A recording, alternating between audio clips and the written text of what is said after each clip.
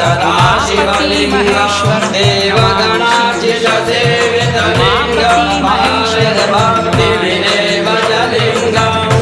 दिनकरकोटिप्रभाकरलिङ्गं तत्प्रणमामि सदा शिवलिङ्गं कुङ्कुमचन्दनलेपितलिङ्गं पङ्कजहार सुशोभितलिङ्गं सञ्चितपापविनाशनलिङ्गं तत्प्रणमामि सदा शिवलिङ्गम् अष्टदलोपरिवेष्टितलिङ्गं सर्वसमुद्भवकारणलिङ्गम्